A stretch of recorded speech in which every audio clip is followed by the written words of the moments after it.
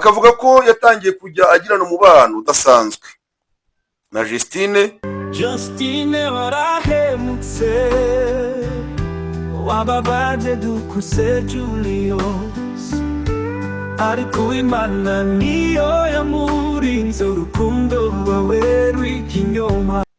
ndetse kamera zo kuri hoteli yitwa 5 to 5 zagiye zibarebaho cyane, ndetse n'izindi zo mu muhanda zitandukanye, ko burya ibintu byabaye ku manywa kenshi biba bigaragara, ngo niho bakundaga kujya guteranira.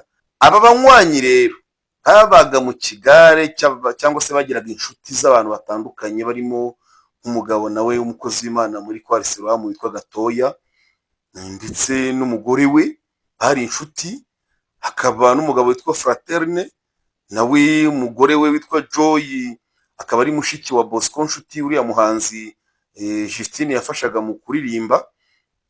Ndetse iri tsinda ryabo ndetse ngo n'abahizi bigeze bategura mu mwaka wa 2024 urugendo bajya gusura Justine iwabo.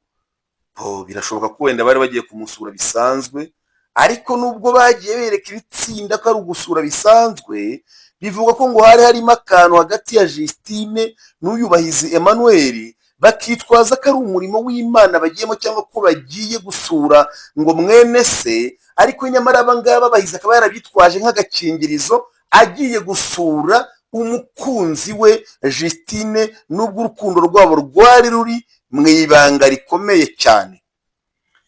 Nyuma rero Justine, hari abadamu bo muri Silowamu baje kumwegera ati ko turi kumva amakuru ko uri mu rukundo na Bahizi, uyu mupapa w'umudivorce ukifitiye agahinda kuko yatandukanye n'umugore we, uyu mupapa rwose muri mu rukundo rugamije iki?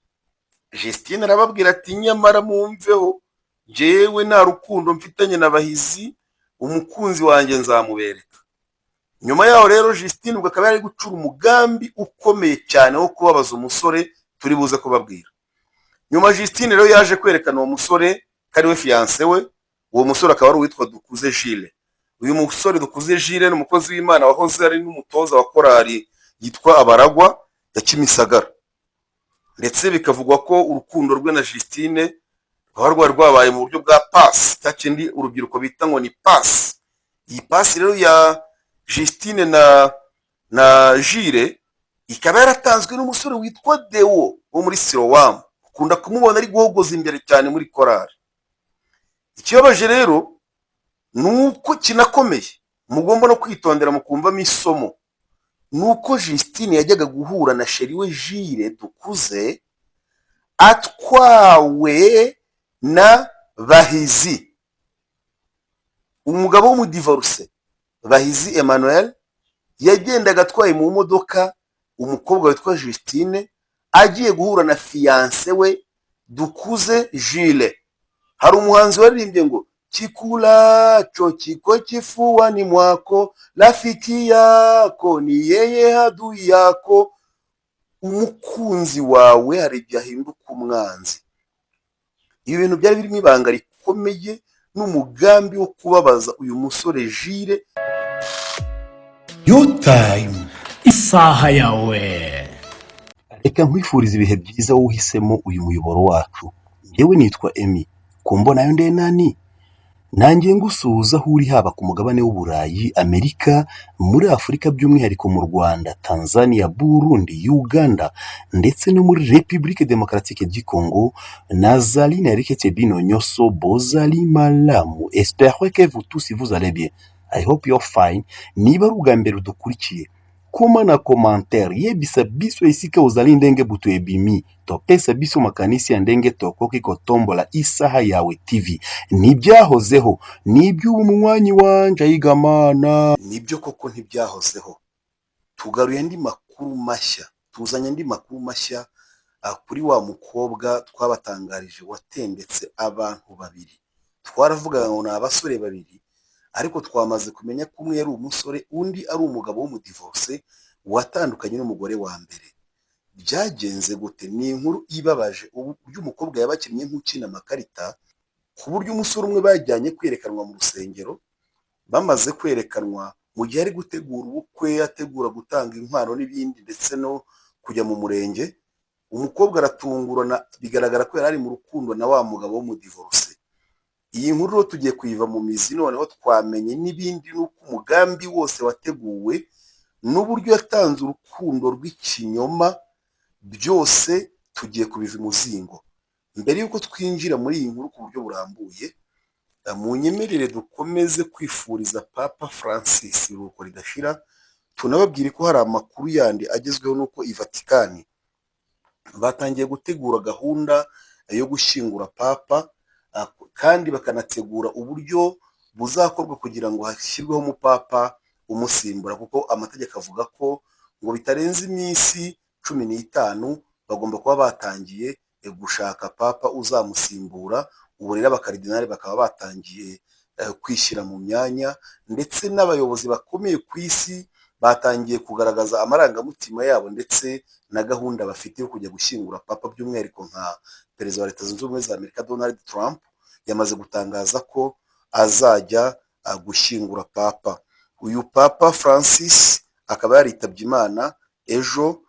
Umukaridinali Kevin Farrell yatanze itangazo rivuga ku rupfu rwa papa, avuga ngo nshuti bavandimwe, bibaye ngombwa ko mbatangariza urupfu rwa nyir'ubutungane Papa Francis. Yavuze ko ubuzima bwe bwose bwaranzwe no gukorera Imana na Kiliziya, urukundo ndetse no gufasha abakene, ndetse akanabana n'abantu bose neza, ku buryo ngo imyaka ishize y'ubuzima bwa Papa Francis yaranzwe n'uburwayi, ku buryo yamaze igihe kinini mu bitaro avurwa indwara zamufataga cyane cyane mu myanya y'ubuhumekero. Ku wa 14 Gashyantare Papa Francis yashyizwe mu bitaro, ndetse bigeza ku wa 22 Gashyantare ibiro bye bitangaza ko akomeje kuremba cyane, ko yanashyizwe mu mashini zimufasha guhumeka. Ibi byatangajwe ku itariki ya 22 Gashyantare. Ku munsi wakurikiyeho abaganga batangaje ko impyiko ze zari zifite ikibazo. Muri iyo minsi abakristo gatolika bo ku isi, cyane cyane baba mu Butaliyani ndetse n'ahandi, batangiye guteranira ku ngoro ya Mutagatifu Petero bamusabira kugira ngo Imana imugarure mu buzima. Hari bamwe banagiye mu bitaro aho yari arwariye i Roma, bamushyiriye indabo n'ibindi. Icyo gihe yamaze mu bitaro ukwezi, abaganga bamwitaho. Ijwi rye ryongeye kumvikana bwa mbere ku wa 6 Werurwe, ubwo hajyaga hanze amajwi ye ashimira abakomeje kumuba hafi mu burwayi bwe, ati turi kumwe. Iminsi 38 mu bitaro yarangiranye na tariki ya 23 Werurwe, ubwo yagaragaraga mu ruhame aseka ndetse anasuhuza abakristo bari bateraniye hafi y'aho yari ari, aho bita Igemer. Byaje kurangira rero papa yitabye Imana. Imana ikomeze imuhe iruhuko ridashira, kandi abakristo gatolika ndetse n'abandi bose ku isi mukomeze kwihangana. Reka tugaruke kuri ya nkuru. Umukobwa witwa Justine yakoze agashya. Uyu mukobwa yakoze agashya, ariko bigirwa agashya cyane n'uwo yari we. Ni umukobwa wamenyekanye cyane aririmba mu ndirimbo zitandukanye zisingiza Imana. Yaririmbye muri korali yo muri ADPR aho bita Isumba i Nyamagabe. Akaba yari umwe mu bakobwa b'imbere, yari umwe mu bakobwa rwose b'ibyamamare, ndetse kubera ijwi rye ryiza cyane yaje no kujya muri korali imwe yo muri ADPR ikunzwe cyane mu Rwanda yitwa Silowamu, isengera aho bita ku Mukenke. Uyu mukobwa rero amaze kugera muri korali Silowamu yakomeje gukora ibikorwa byo kuririmba, ndetse n'abandi bahanzi ku giti cyabo bamuboneramo. Hari aho yagiye agaragara mu mashusho, hari n'aho yashyiraga ijwi rye nk'umusanzu mu ndirimbo z'abahanzi, ariko hari n'aho yagaragaye mu mashusho nk'amashusho y'umuhanzi Bosco Nshuti. Uyu mukobwa rwose yari icyamamare mu biririmbire, ni umuntu nyine yakabaye abitabaza, ni umuntu abantu bakabaye bareberaho. Yaje gukora agashya rero. Bakristo bavandimwe, ibintu byitwa ibigare byo mu makorari ndetse no mu matsinda n'andi matsinda atandukanye yo mu rusengero, ngo gurupe y'amasengesho, ngo gurupe ngo y'abantu ngo twavanye ngo muri korari imwe ngo twimukira mu yindi, ngo gurupe ngo y'abantu twiganye. Ibintu by'ibigare byo muri korari ni ukubyitondera, kuko hazamukiramo izindi nkundo za hato na hato cyane cyane zidakwiye. Reka tubabwire mu mizi uburyo umugambi karundura wa Justine wo gutendeka abasore babiri, uburyo watangiye nuko byagenze. Na umusore yatendetse wa Kimisagara amutendekana n'umugabo. Uyu mugabo nawe yabatendekanye ni umugabo witwa Bahizi Emmanuel. Uyu mugabo Bahizi Emmanuel akaba ari umugabo waririmbaga muri korali Silowamu kuri ADPR k'Umukenke. Bahizi akaba yari afite umudamu bijya gutangira, ubundi yari afite umugore we witwa Alice. Murabona umudamu w'inzobe wakundaga kuririmba azamuye amaboko hejuru muri korali Silowamu, ari umukobwa rwose, ari umudamu rwose ubona ko ari mu mwuka, ari mu mbaraga n'amavuta. Uyu rero Bahizi Emmanuel akaba yari umugabo wa Alice, ariko bakaba bari batangiye kugira ubwumvikane bukeya, bakomeje bagira amakimbirane yo mu ngo. Aya makimbirane yo mu ngo yatangiye atejwe no kubura urubyaro. Babuze urubyaro, bari bari mu kigeragezo, hanyuma kukihanganira abirabananira. Ntabwo mbizi niba ari ikigeragezo cyabatunguye cyangwa se niba ari ikigeragezo bari bikururiye, kuko haba ikigeragezo umuntu yizaniye, hakabaho n'ikigeragezo kizanye. Kuko hari nk'igihe umukobwa ashobora gushaka ariko abaganga bamupima bagasanga ntazigera byara, wenda bitewe n'uburyo yitwaye cyangwa n'ibindi bikorwa yaba yarakoze mbere y'uko yakira agakiza. Uretse ko hari n'abavuga ko bakakiriye, n'ubundi ugasanga dusanze nabo batangiye kudutamaza bakora ibisa n'ibyo byose. Uyu mugabo Bahizi Emmanuel, urugo rwe urebye rwari rushingiye, rwageze aho rushingira kuri sebukwe. Sebukwe wa Alice akaba yari umupapa rwose w'imfura, yigeze anashingwa ikinyabupfura abo bita ba disiplineri muri korali Silowamu. Uyu mupapa rero akaba ari wakundaga guhosha intonganya mu rugo rwa Bahizi Emmanuel. Sebukwe wa Bahizi Imana yaje kumwisubiza muri Covid. Mu gihe cya Covid yaratabarutse, amaze gutabaruka urumva nk'umuntu wahoshaga intonganya mu rugo rwa Bahizi Emmanuel byaje kuba ibibazo. Alice rero akaba hari andi makuru avuga ko yaba yari afite undi muntu nawe ngo bari bafitanye urukundo rutavugwaho rumwe n'umugabo we, ku buryo ngo hari intonganya zaterwaga no kutabyara, hakaza n'intonganya ziterwa n'undi mugabo nawe gusengera i Nyarugenge mu Gakinjiro.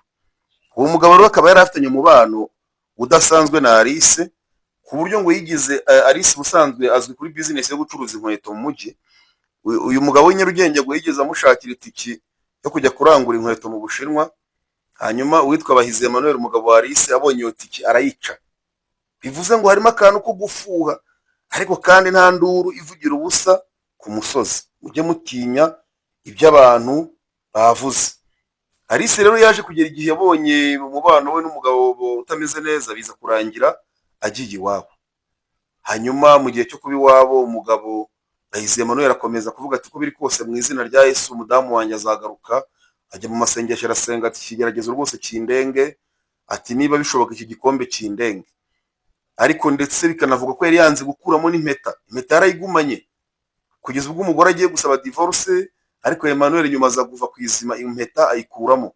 Ariko icyaje gutangaza nuko Alice yaje gutungura Bahizi ajya gusaba divorce, bakaba baratandukanye muri 2019.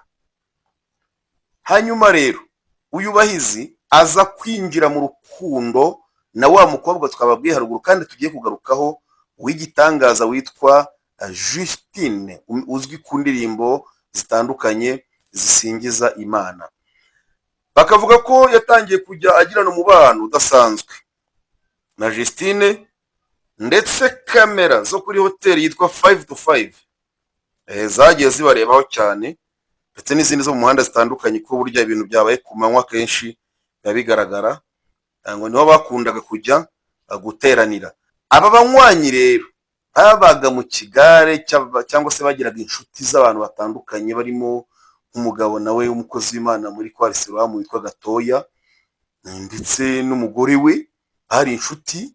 Hakaba n'umugabo witwa Fraterne, nawe umugore we witwa Joy akaba ari mushiki wa Bosco Nshuti, uriya muhanzi Justine yafashaga mu kuririmba.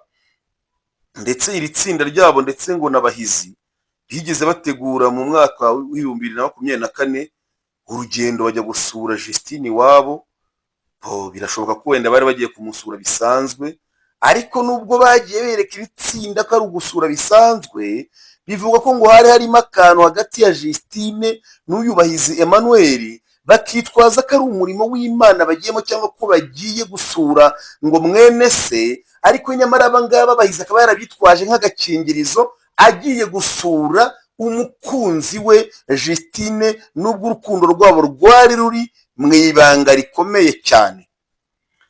Nyuma rero Justine, hari abadamu bo muri Silowamu baje kumwegera ati ko turi kumva amakuru ko uri mu rukundo na Bahizi, uyu mupapa w'umudivorce ukifitiye agahinda kuko yatandukanye n'umugore we, uyu mupapa rwose muri mu rukundo rugamije iki?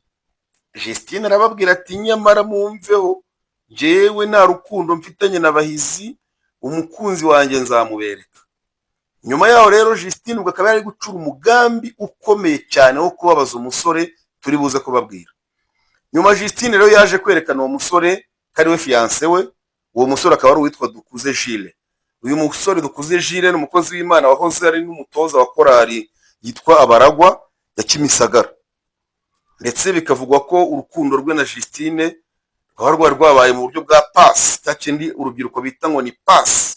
Iyi pasi rero ya Justine na Jules ikaba yaratanzwe n'umusore witwa Deo wo muri Silowamu, ukunda kumubona ari guhogoza imbere cyane muri korali. Ikibabaje rero nuko kinakomeye mugomba no kwitondera mukumvamo isomo, nuko Justine yajyaga guhura na sheri we Jules Dukuze atwawe na Bahizi, umugabo w'umudivorce. Bahizi Emmanuel yagendaga atwaye mu modoka umukobwa witwa Justine agiye guhura na fiancé we Dukuze Jules. Hari umuhanzi waririmbye ngo chikulacho chiko kifuani mwako, rafiki yako ni yeye adui yako. Umukunzi wawe hari igihe ahinduka umwanzi.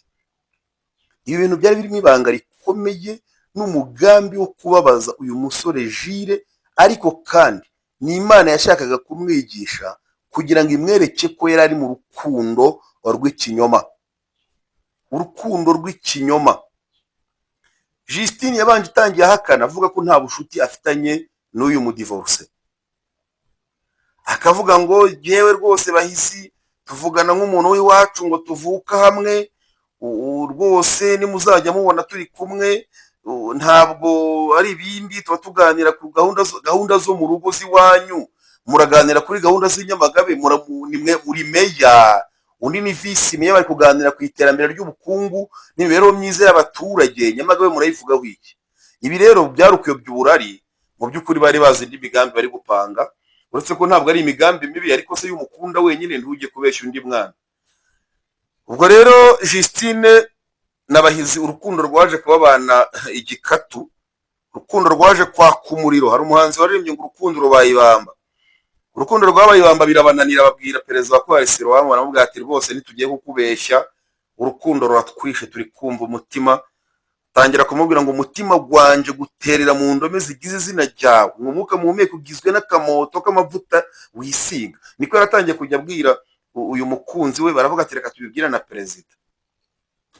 Hanyuma amaze kubwira perezida arababwira ati rero bene data muraba muhagaze muri korali, ibi twarabyibazaga ngo ese ni gute aba bantu bakoze uyu mugambi bakarinda bawugeraho bakiri muri korali. Bahise babahagarika muri korali mu rwego rwo gukumira, kugira ngo badakomeza kwica izina rya korali ndetse no gutukisha izina ry'Uwiteka muri urwo rukundo rwabo rutari rusobanutse. Impamvu tuvuga ko rudasobanutse nuko rwari ruri kubaho hari undi musore werekanywe mu rusengero rwose kandi witeguye kujya gushyingiranwa na Justine. Uyu musore witwa Dukuze yarababajwe cyane kuko yagiye kumva yumva ngo Justine yasezeranye n'uyu mugabo Bahizi Emmanuel, basezerana mu murenge, mu gihe Dukuze Jules yari ari kwitegura kugira ngo arebe ko yatangira gahunda zo kugira ngo atange inkwano, akomeze akore n'ibindi bikorwa by'ubukwe, kuko kwerekanwa mu rusengero ku ruhande rw'umukobwa no ku ruhande rw'umuhungu byari byaramaze gushyirwa ku murongo, byose byararangiye. Nshuti zanjye rero mukuri iki kiganiro, niba mutarakanda kuri subscribe ni mukandeho, like and share, kugira ngo iby'ubu n'ibindi biriho ubu bitahozeho kandi bikwiye no gukosorwa bikavugurwa kugira ngo bigende mu murongo mwiza, nabyo tujye tubisangira. Ni iby'ubu ntibisanzwe ko umukobwa wamenye Kristo ashobora gutendeka abantu babiri, ubundi ashobora gutendeka atarahitamo uwo bazajyana kwerekanwa mu rusengero, kubera ko guhitamo mu muntu umwe ntibibaho. Ashobora kuvugana n'abantu benshi ariko akazahitamo umwe, guhitamo muri abo benshi agahitamo umwe.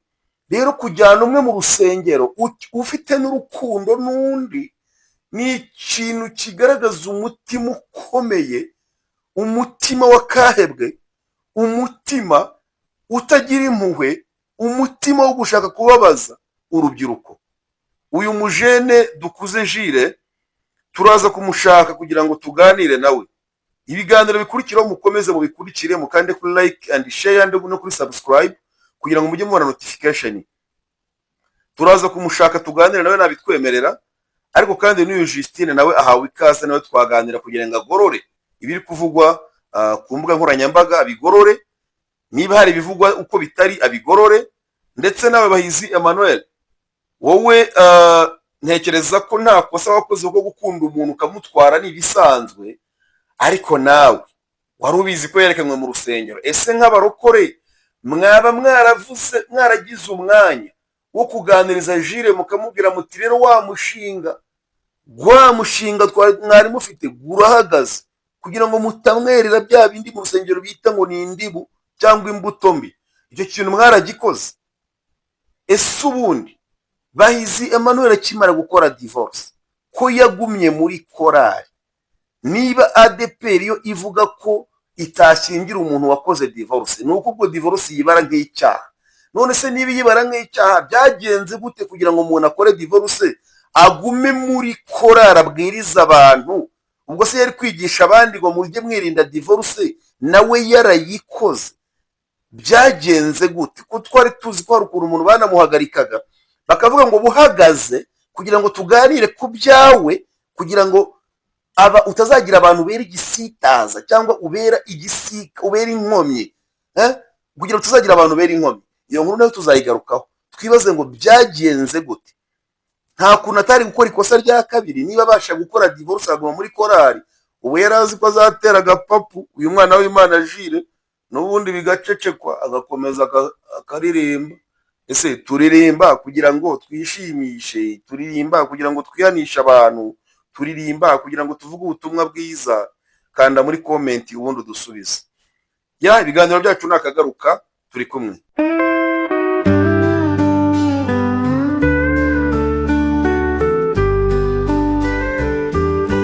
Justine warahemutse, wababaje Dukuze Julius, ariko Imana niyo yamurinze, urukundo rwawe rw'ikinyoma. Umukobwa witwa Justine yamenyekanye akora umurimo Imana mu kuririmba, kuva muri Elayo kwa from Sumba, Siloam kwa from Kumukenke, akanafasha umuhanzi Bosco Nshuti. Justine warahemutse, wababaje Dukuze Julius, ariko Imana niyo yamurinze, urukundo rwawe rw'ikinyoma.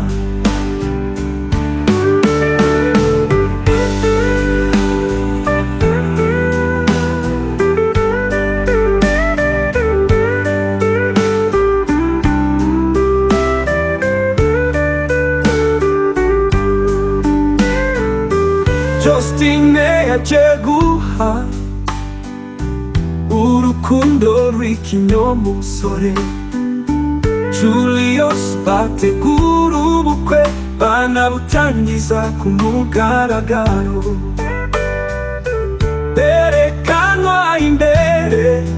kubana n'abakristo mu rusengero. Justine warahemutse, wababaje dukuze Julius, ariko Imana niyo yamurinze urukundo rwawe rw'ikinyoma.